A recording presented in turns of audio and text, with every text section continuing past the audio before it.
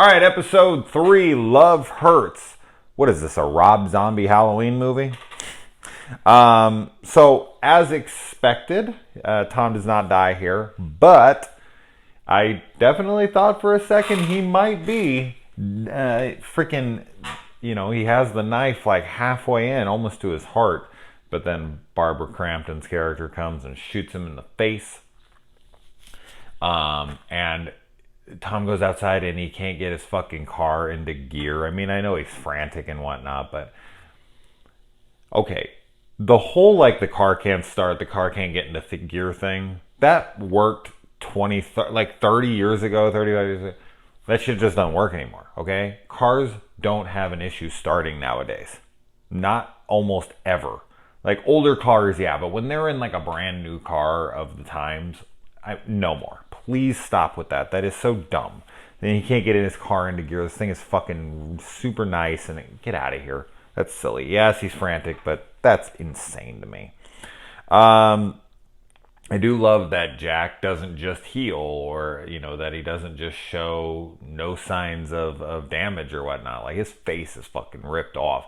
Like, he's still bleeding this white blood out of his body here, and he has to go rest under this porch to rejuvenate there. So he is able to be killed, and we know this because another version of him died in that little doorway that she had in her room. We find out, I couldn't really tell what the hell I was looking at. I knew it was a body. I knew it was a figure of, a humanoid type figure that was in there.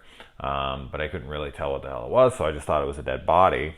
Come to find out that, no, this is a different Pretzel Jack, and that he died in there waiting for her to summon him again, I guess. I don't know. Once you summon the door, that door's there forever.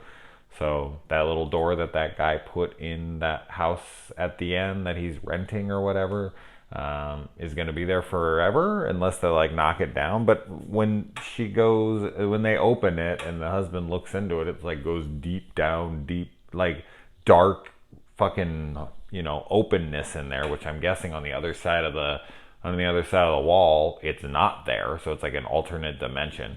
Little House 2 shout out there when Bill the Adventurer comes over and fucking opens up a little doorway to a different dimension. Awesome shit. But whatever, anyway.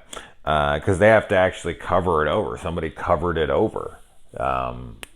When she went and ripped that stuff up in that woman's house, the door was still there. I mean, I guess she could have brought it back to fruition there, back to reality, once she summoned the other door. But I don't know. Why would they cover over it otherwise? It's a doorway. They had to put a wall in front of it. Who put that wall there and whatever? Who knows? The dad's a building contractor, right? And then he calls her at the end of this episode and is like, we need to talk. And he seems very frantic.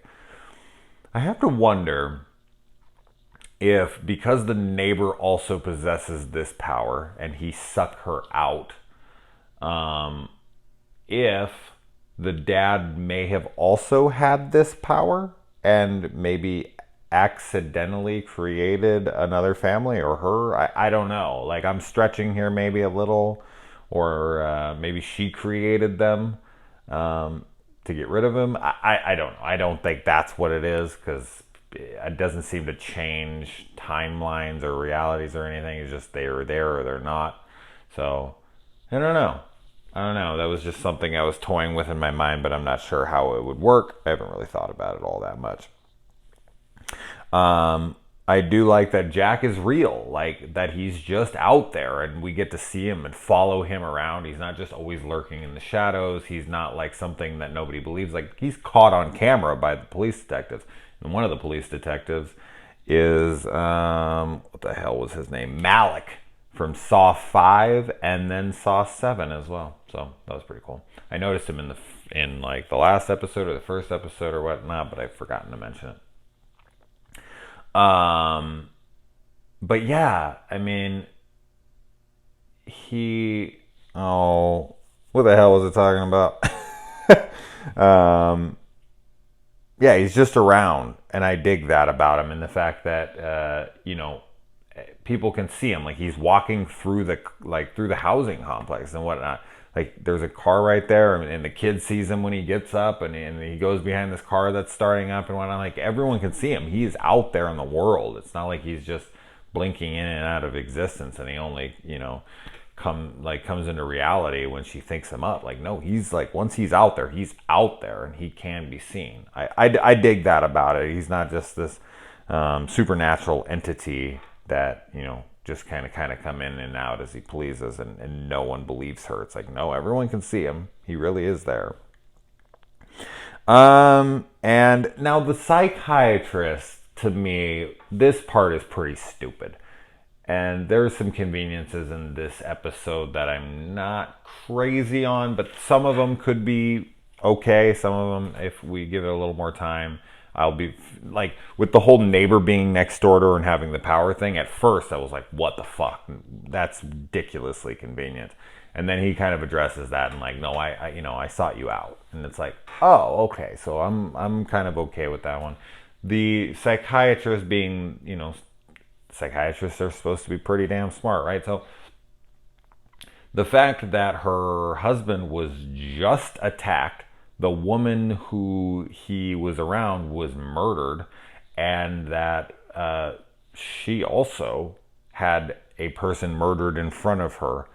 This guy is just like, well, I'm just going to casually walk out into my waiting area and be like, see, I'm just going to prove to you there is no pretzel jack. Okay, there's clearly someone out there killing people. So whether or not you believe it's an imaginary friend is completely irrelevant right now. Like there's somebody out there trying to kill her. So when she says someone is out there, you fucking should listen. And then when this creepy ass guy creeps into his place right in front of them, and is exactly how she described him, but it doesn't even matter. He's in that room. He just broke into his office, and all he does is he walks up to him, and he's like, I need you to leave right now. I'm going to call the police. This is a fucking murderer. You know he's killed 2 people at least. So that part to me was just dumb. He's too fucking smart. He would have saw that guy, and they would have ran, and they would have called the police or whatever, and he would have, when she said there might be someone out there, he would have been kind of nervous. At the very bare minimum, because he knows that this shit is actually happening. So that to me is really, really dumb. I don't know. That annoyed me. And it's a little convenient that this guy is here to explain her power to him.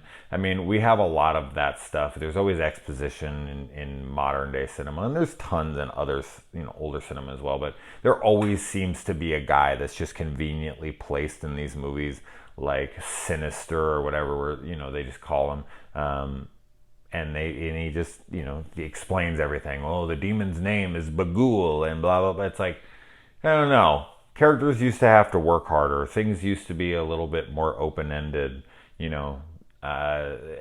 Ambiguity was just, I don't know, more prevalent, I suppose. And now there's always just got to be an explanation. And Channel Zero hasn't ever really been about exposition and explaining things and being like, well, you can control your powers and you'd be able to control him. And she's asking him all these questions. And the questions she's asking him, I'm like, yeah, cool. Those are good questions. Like, what if I just got on a plane and flew to Japan? Or what if whatever? Like, what's the distance of my powers? And whatever. And he seems to just have the answers. Like, oh, a couple 100 miles. And if you flew over here, he'd just be on autopilot until he dies, which he can. And it's like, it's just a little too convenient. You know what I mean?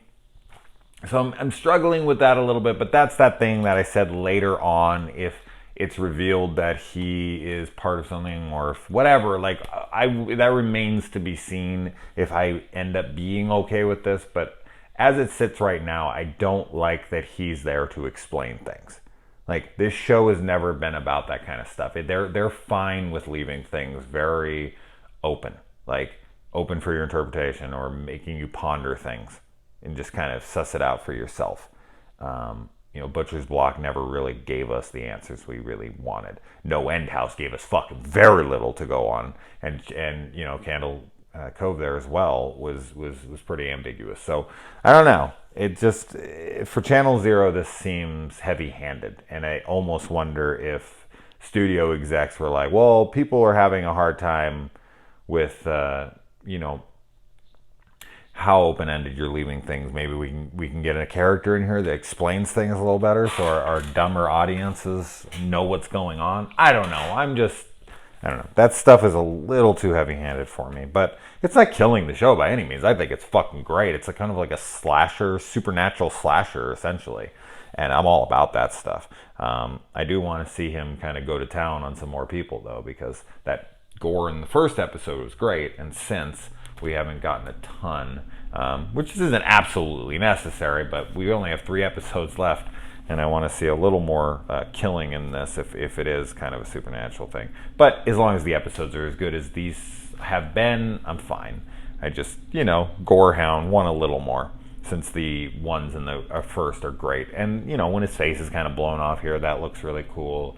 And we don't really get to see Barbara Crampton's character all that messed up, and we see her bleeding kind of, but there's no real graphic violence on her. And then he just strangles the psychiatrist. We don't even know if he's dead or not. He probably is, but he strangled him pretty damn fast. He must have broke his trachea or something. Now this guy being able to dream up a werewolf cat, that was kind of a cute thing. Like, he gave them both what they asked for. And it really, there's no denying what happened there. Like, I like the husband's reaction when he gets on the bed and he starts like, and he's like, oh fuck, like that would have been me 100%. But when you see this thing kind of coming into a reality there through a dimension of sorts, and you can see it like shaky and all that, it would be like, what the fuck is going on? I'd probably be looking for like a hologram projector or something. But you can see that door is there. And as I said, it would have been really cool if he went and he looked through that door and saw this whole big open room, and then went around the hallway and looked and saw there was nothing there. That would have been he would have been like, fuck me, I'm a believer now. If what he didn't see was making him a believer, that motherfucking sure as hell would have made him a believer for sure. And I think it would have just been a cool effect to see that it's not really there, but it's there. I don't know. So I think it was a missed opportunity, but maybe we'll see it. But man, it seems strenuous as fuck, right? To make one of these, like, just a little cat come to fruition. And all she does is she just gets upset. So she might just be more powerful than him. I don't know. And the fact that this is a second little, or to our knowledge, a second Jack that she made. She could have made some throughout her life, but she doesn't seem to remember anything but this one. This is like a real evil version of Drop Dead Fred, right? Drop Dead Jack. And as I said, yeah, the whole dad maybe. He calls her frantic, we need to talk. At first, I thought that was the neighbor, and that guy wasn't really there. Like, he was some creature or some, other version of him or something. When I heard the voice, it kind of sounded like the guy, and I was like, oh, wait, what? Oh, shit, that guy's not real? That would have made it really cool, right? But she says it's her dad, and I would expect she knows her dad's voice, even though they haven't talked in a long time. I don't know. And then, oh man, talk about bad timing. When someone calls you, or someone comes to your door, and you're like, not a good time, not a good time. This is like the fucking epitome of not a good time. I'm pretty sure that is Sarah Winters at the door there at his house. And she's just calmed down enough, right? The wife has just calmed down enough, and she seems to be in control of freaking Jack there, right? And so this chick shows up, and it's like, dude, he's sitting there, and he's like, this is not a good time, because he sees her controlling him. And he's like, she can control Pretzel Jack, and now this chick's here, she gonna fucking kill me. She's gonna send Pretzel Jacks after my ass, and he's gonna kill me. That was funny when he looks at her like, oh fuck, of all the times you want to talk, now ain't not the time. Oh man, I can't wait to see what happens when she sees his talking to that woman upstairs. He's probably just gonna grab her and be like, not now, get the fuck out of here. But oh man, he cheated. He helped her cheat on her husband, so she was married, and I guess this wasn't together. The kid's only 8 months old, so they had sex like a year and a half ago. But he's known this, his wife, his whole fucking life. and they just got married, and she says, like, in their little therapy session there, maybe we got fucking married too fast. I think you guys did, obviously. And yeah, I mean, holding that from her, wow. I'm sorry, no fucking way. You gotta leave. That's too big of a lie. I'm sorry. If he thinks he can lie to you about having another child, especially when he knows your dad left for another family and he was around when that happened, like, this isn't just some fucking, like, story he heard from a girl he met. No. He was around her when the dad left. He would have known how much this fucked her up. And then to do this to her and lie to her about it? Fuck no. Leave. You have no kids with him. Let him deal with his own shit anyway. That's just really, really fucked up. Anyways, I have to go to bed, unfortunately, so I only got 2 of these done tonight. So 3 more tomorrow. That's all right. I'll space them out a little bit. Maybe not just knock out the whole season in one fucking day, right? I'm used to these being week to week, and I'm going to knock this whole thing out. And who knows, man, this might be the end. It has not been renewed. They renewed it for season like 2, 3, and 4 all at once. So hopefully they'll renew it for 5, 6, and 7. I don't know. We can only hope. But I look forward to the next episode. I look forward to what you guys are thinking. I'm glad that I'm kind of doing this episode to episode because it's fun to speculate and have fun, and hopefully you guys are watching with me. But other than that, it's time for bed, guys. Have a great night.